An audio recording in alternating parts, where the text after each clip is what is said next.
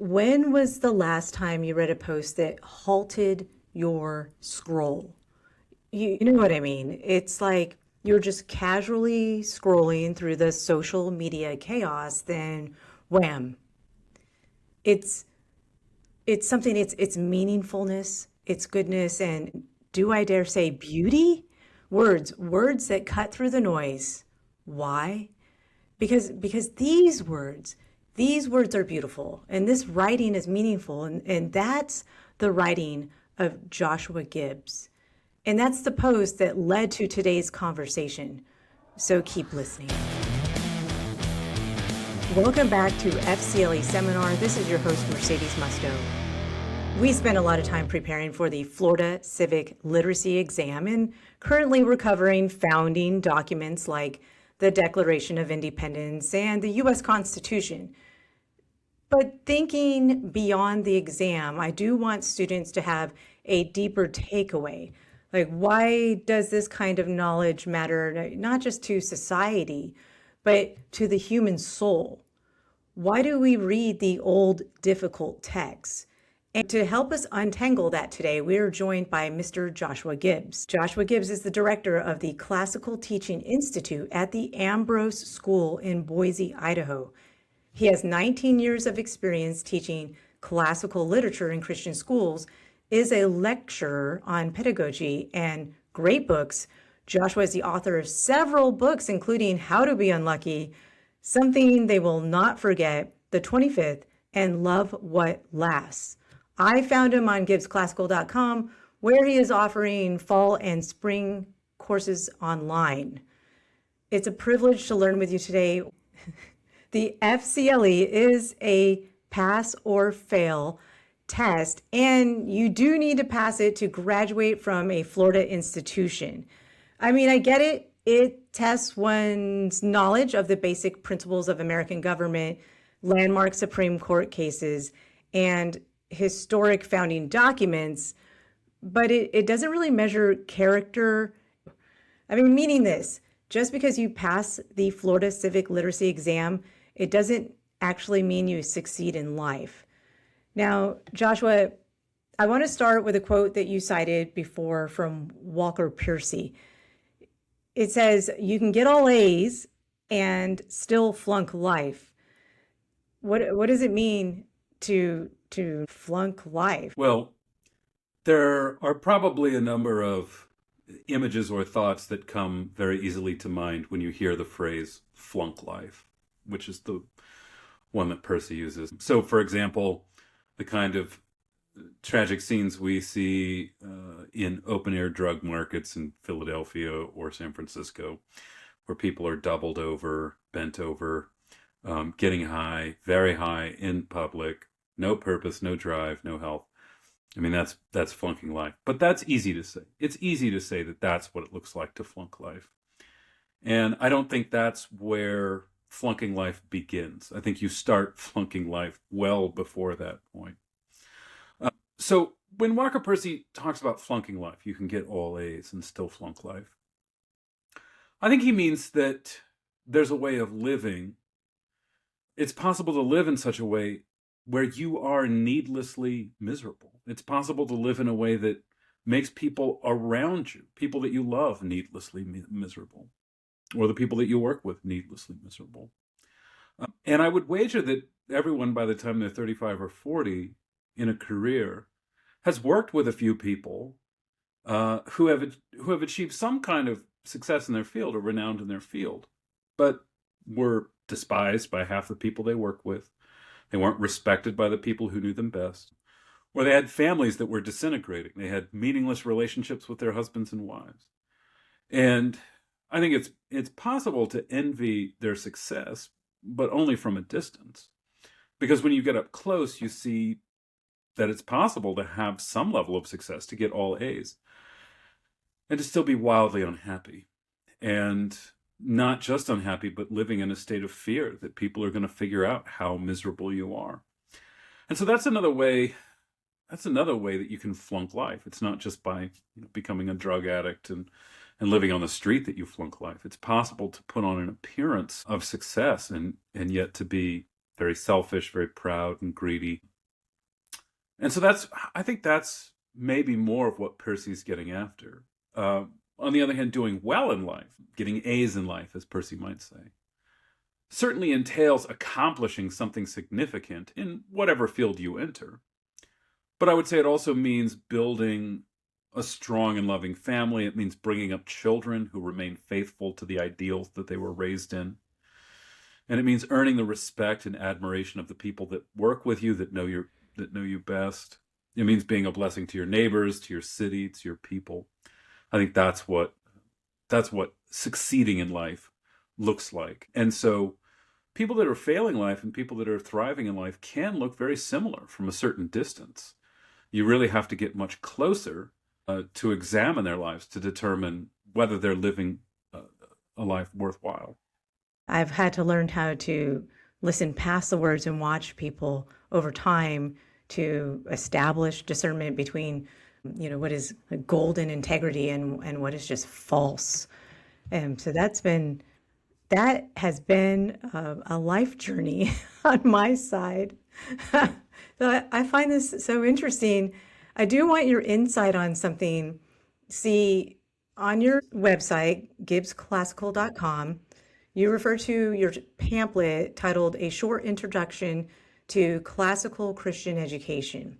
Now, in it, quote, simply put, classical educators love old things. They love old books, old music, old paintings, old manners, old ideas, and old beliefs.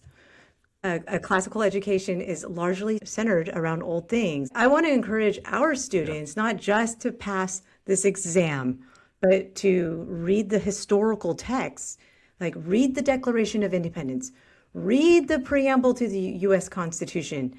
These are two of our nation's founding documents, and being facetious here, these old texts are written in an ancient script called cursive. Okay. But really, I do encourage learners to unplug from the very emotionalized 24-hour news cycle.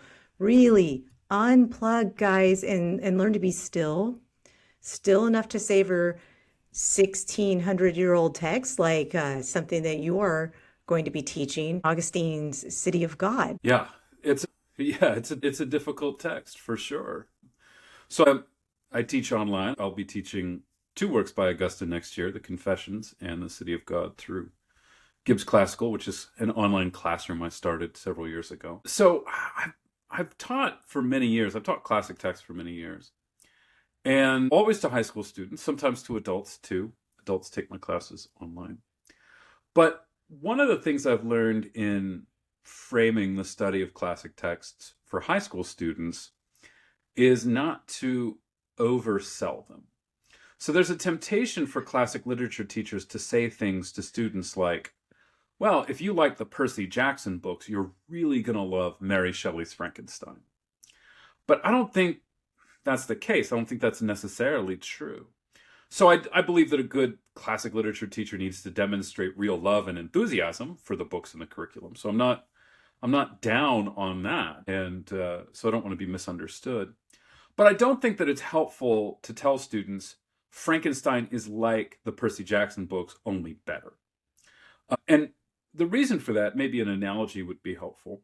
If you take a 10-year-old boy who's been raised on McDonald's, had McDonald's, every week of his life, and when he eats at home, he tries to eat as close to McDonald's food as possible. If you take that boy to like a very upscale Spanish restaurant, like the kind of restaurant with a Michelin star and a 3-month wait list for reservations, you can't tell that kid, if you like McDonald's, you're really going to like the food at the Spanish restaurant because it's better. So the food is going to be better. It's going to be much better, but it's also going to be fundamentally different in every way. So McDonald's is very easy to like. It's all fat and carbs and sugar and oil. And there's nothing odd or demanding about it. And I'm not saying this to diss McDonald's or say you shouldn't eat there. I mean, if you want a Big Mac, fine. But don't tell a child that McDonald's and this upscale Spanish cuisine are on the same continuum, that they're the same, just quantitatively different. This one's good, this one's better. it's a fundamentally different thing. So in the same way, reading Frankenstein is a completely different experience than reading Percy Jackson. And reading Augustine's City of God is completely different than reading a recently published book of theology, even a decent one. And that's because classics are just far more demanding. You don't, and this is going to sound strange at first, so I do want to explain it. You don't read a classic because it's fun. You don't read a classic because you want to. You undertake to read a classic for the same reason that you make a New Year's resolution to work out more or to drink less. You do it because it's good for you. And it's difficult. It's easy to quit right after you start with a New Year's resolution, right? Most New Year's resolutions don't make it into February. Gyms sell so many memberships in January, and they're just as empty as they were in December by the time you hit spring. But we understand that there are things that are good for us to do that are going to be difficult. Nobody drinks less because it's pleasant. Nobody reads more because it's pleasant. You decide to do these things for the benefit of your own soul. And I'm not saying that they're going to be a slog the whole time. Like if you work out for long enough, eventually you come to enjoy it. You come to take some real satisfaction in it. And I would say that that's also true of classic literature. It's taught. You have to teach this sort of literature in school because very few people are going to read it on their own. And because you need help doing it. You need someone to lead you through it and to explain it to you, which is not true with Percy Jackson. You don't need anybody to explain Percy Jackson for you. Whereas Frankenstein contains some really difficult ideas, confrontational ideas, and you need someone to kind of spur you on to complete it and to understand it and to dig into it. So that's what I would say to someone who's thinking about starting a classic text like City of God or something more recent like Frankenstein. Like, this is going to be good for you, but it's going to take a while before it becomes pleasant. So you may as well forget about it being pleasant for a while. Do it for the sake of your own soul. And then let the pleasant parts of it kind of sneak up on you in the coming weeks, in the coming months. Don't demand that it be pleasant up front. We just finished an explanation of the preamble. We took one excerpt, had a reading of it, and then broke it down. And next we're going to do the Declaration of Independence, but we're going to take the preamble to that and break it down. And that's exactly, it is like steak. And it does need to be cut into pieces and digested and chewed on and savored, and with a wonderful guide like an instructor to help you navigate the complete experience of something this robust. So this is beautiful. I'd like to talk about the post that stopped my scrolling and led me to your podcast titled In the Trenches. This can be found on Apple, Spotify, Amazon, and then a whole bunch of other podcast platforms. One post was a speech to teachers, and that was so magnificent, beautifully written. But let me put this all together for our listeners and why this matters to me. See, we review serious ideas on this podcast for test prep, but these ideas are like life, liberty, truth, inalienable rights, and these beautiful ideas shouldn't just be memorized or tossed around in conversation. So my question really is, how do we teach young people to have an adult worldview? We're teaching them serious ideas, but how do we teach them how to be taken seriously? I think this is a great question that can be answered in many different ways. So I'm not going to attempt to encompass the whole of this question. But the post that you mentioned a moment ago was one where I suggested that only half jokingly, I genuinely am kind of interested in doing this and teaching an elective for student government or students in student government on how to negotiate with adults, because it's something that student government has to do on a regular basis. The student government comes to the faculty or the admin or whoever the liaison is between the school as a school and the student body. And they say, well, we want to do this dance, we want to do this event, we want to do this, that, and the other thing. And in listening to students present ideas to administrators over the years, I've come to the opinion that most teenagers just can't think like adults. They don't know how adults think, but that you could show them how, that you could give them some pointers on how to reason with an adult. And like in the same way, if if you'd never been to China before, if you'd never been to Africa before, and you were going over there to do some important work, maybe some diplomatic work, it would be worth your time to learn something about the culture of the people where you're going to negotiate with before going over there, and assuming that everybody in China sees the way that you see it just because you're an American, or everybody in Africa sees the world the way you do. Like, learn something about these people and their goals and their priorities and their beliefs. And I can almost see the same thing between like teenagers and adults, because teenagers and adults see the world so very differently. So when I've attempted to do this before, just in my literature classes, or sometimes my students come to me with wild ideas on, we want to do this thing in class, we want to do this thing this weekend, and maybe you could be a chaperone for it. And I take some of their ideas when it's possible, but what I often tell them in explaining to them why I'm going to say no to this is the big difference between adults and teenagers, between somebody who's 16 and somebody who's 40, is the radically different view or the radically different approach to excitement that young people and old people have.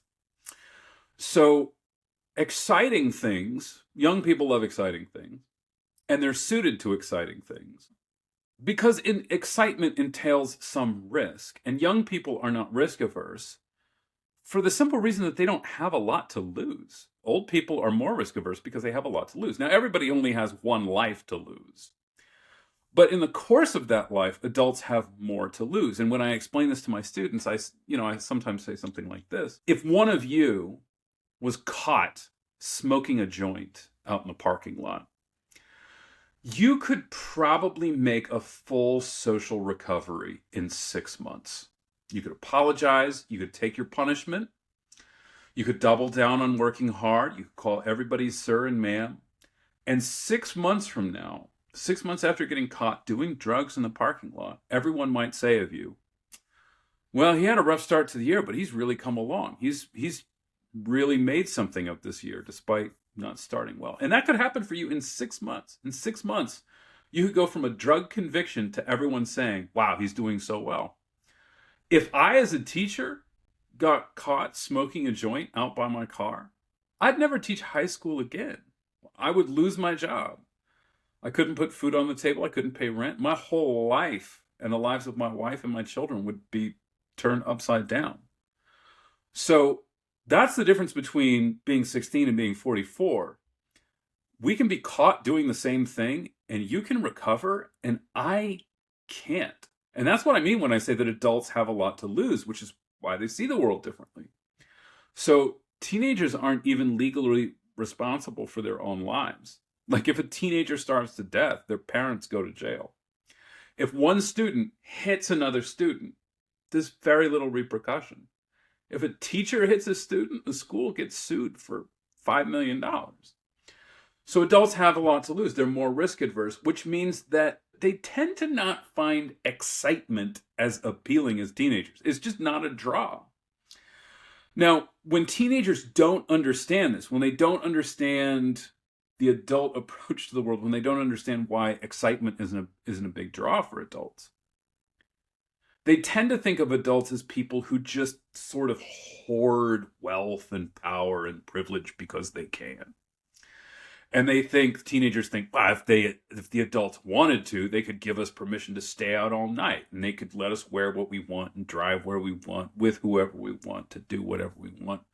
And it just costs them nothing to let us do those things. Kind of like it costs a woman nothing to give you a kiss on the lips, but adults won't do it because they're boring and they're prudes. But if teenagers want to be taken seriously by adults, they need to prove that they can, to some degree, reason like adults. So most of the privileges that teenagers want from adults entail some risk, which means that I encourage teenagers that are negotiating with adults to offer them something in return. So a lot of teenage requests for adults are basically like, we want you to give us permission to do something fun. And this is going to involve you, the adults, taking all the legal and financial responsibility for what we do. We're going to take no risks, and we'll give you nothing in return for assuming those risks. What do you think? Is it a deal? And adults are like, no, I'm not interested in that. And teenagers are like, why? Why would you let us do anything? So I think what you need to tell, what I would tell teenagers coming to adults looking for privileges, is make an offer, not a demand. Like, let's start with like a basic principle of negotiation. Don't come with a list of demands. Like, come with an offer. You're going to give something in return, because this clues adults into the fact that you understand the dynamic of this relationship. And that's going to help adults take you seriously. And that's really going to help you, the teenager, take everyone more seriously. And when you take everyone more seriously, they will take you more seriously. And share it with all of my teacher friends and parent friends, because this is a conversation I've had similarly in the classroom with teenagers who were incarcerated. And the irony is, if we role play and I say you're the teacher and I'm the student, and I know, and I sit funny and sigh a lot, and they actually are a lot tougher on me than I would be on them. So it's very funny, but in role playing in the classroom has been very effective in trying to gain perspective. Yeah. If I could add, I love that idea of role playing, and that's something I've done with high school students as well. And so the one way of explaining authority and responsibility to teenagers is getting them to think about the responsibility and authority that they've had. And many of them, at least in my classes, have some experience with babysitting. Either babysitting, just one or two kids, or babysitting for the faculty when there's a faculty meeting and the faculty kids have to go somewhere after school. You might have 30 or 40 faculty kids in this group of students that will watch them. So in the average class that I've taught, I would say, maybe 50% of the students have done some babysitting before. And I tell them, what is it that the parents of the children that you're watching want from you? What's more important, that the kids have fun or that they not be dead when the parents come back?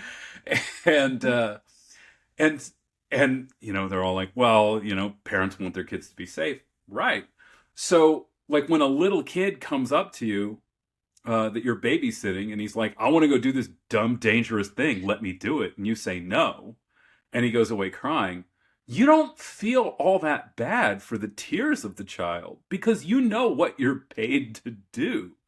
Like the child, like this little 5-year-old, it's like, I promise to have fun if you let me do this dangerous thing. And what you're thinking as the babysitter is, no, I think I want to get paid for not having you hurt yourself while the parents are gone. Like if a little kid who's being babysat gets hurt, you're not getting that babysitting job anymore.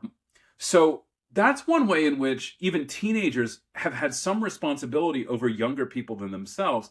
And they kind of, like when you make that connection between them, like I think of you the same way that you think of the 5-year-olds that you babysit. Like, I don't want you to have a bad time just because, but my priorities for you are very different than your interests for yourself. Like a little kid that you're babysitting, you want them to have fun, but you're not willing to risk that child getting hurt so they can have fun because you're paid to keep them safe. And the same is true of my relationship as a teacher with you as the student. Joshua, before we end our session, Right. is there anything on your mind or words of wisdom that you would like to share with our listeners today? Yeah, I would love to mention just the time of year that we're in right now. It's summer. And for a lot of families, a lot of people, it's harder to redeem your time during the summer than it is to redeem your time during the school year. So summer means more free time. It means more hours to fill. And for most people, it means fewer responsibilities, at least for more children. So in looking forward to the summer, which is just getting started, there are plenty of people that are going to caution you against wasting your summer. Don't spend too much time online. And I think that advice is good. I wouldn't disagree with that. I do want to make a proviso to that advice. And this is for all the parents out there who are listening, parents of kids. And my advice for you is this summer, you're probably going to have more screen time during the summer than during the school year. And as opposed to fighting that, I would encourage you to make the best of it. And so I would say watch movies with your kids. Kids really like it when parents join them to watch movies. And I would even say little kids like it when older siblings watch movies with them. And it feels like an event. It feels like an invitation into the intellectual life of an adult. And kids learn a lot by watching older siblings and parents watch movies. Like kids will watch a movie, but they'll also watch the parent watching the movie, watch the older brother watching the movie. They'll learn how to respond. They'll learn what to laugh at, what to go tisk over. And they'll pay attention to the moments in the movie when parents or older siblings are crying or they're leaning forward in anticipation. So it's not exactly a passive thing. But I would encourage adults to choose movies to watch with their kids or older siblings to watch with younger siblings that they, the adults, have an interest in watching. So I think it's sad that the term family movies doesn't really connote movies that are made for entire families anymore. Really, family movies are just kids' movies that adults have to watch too. I think that a movie that's for the family should be sufficiently interesting for everyone in the family, not just something banal that the parents suffer through. So I would say that you've got a family movie when you've got a movie that an adult might watch on their own without kids. And no sane adult is going to sit down and watch Minions 2 on their own. In order to find movies like this, what you're going to have to do is you're going to have to dig back a little further in history. Hollywood used to make movies for whole families. They don't do this a whole lot anymore. But if you want movies for families, you're probably going to have to go back to movies from the 40s, 50s, and 60s. And there are plenty of movies that are made back then that you could play, and a 5-year-old and a 10-year-old and a 15-year-old and a 30-year-old and a 60-year-old could all watch and enjoy just on different levels. So my favorite example of this is the film Roman Holiday with Gregory Peck and Audrey Hepburn. I started showing this movie to my daughters when they were 5, 6 years old. And they understood it enough to enjoy it. They liked watching Audrey Hepburn. They liked watching her in her pretty dresses moving around Rome. They didn't understand the deeper themes of the film. But it's a movie that they could grow into. So they still watch that movie today and enjoy it. They just enjoy it on a deeper level. I'm 44 years old. I can watch that movie and get something real out of it. I'm not condescending to my children to watch it with them.